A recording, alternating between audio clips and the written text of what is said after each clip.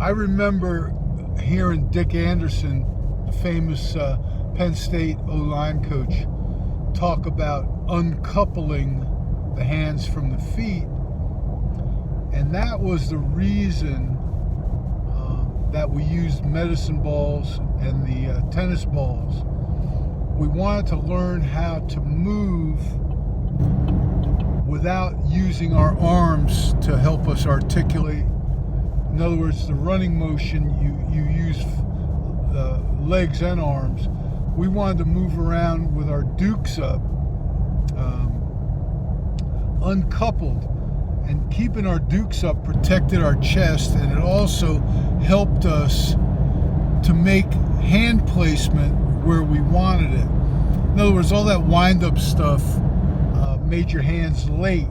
So, you go in there with your head, and then your hands would come late, but you were hitting with your head. We wanted to place our hands before they preceded contact. Now, some guys decided that I was selling that we were not making contact with any other parts of our body, just our hands. And that, I never said that. That's not true. Okay? We use the medicine balls to teach us how to uncouple, how to make sure that our hands were in front of us, protecting our chest, and that we were going to get them on the opponent before he was able to, react or get away from us. Okay? In other words, the whole idea was not to have late hands. That was the idea behind the medicine balls and the meatballs. The meatballs taught us how to articulate with small arm movements, small hand movements, and the medicine balls taught us to get very precise, radiant, okay? So in other words, the ball had to be hit so that your force was going through the center of the ball, otherwise it would splash off, just like hitting a foul ball or a slice in golf. We wanted to center that ball radiant and apply as much force as we could. But anybody that thinks that they're just going to go block somebody with their hands, you're not. It depends on his load, what he's presenting to you. Okay? If he's a linebacker or a DB and he's mugged up, yeah, you could probably make contact. Your arms, especially when you make hooks, when you bend your elbows and lock them, you co-contract.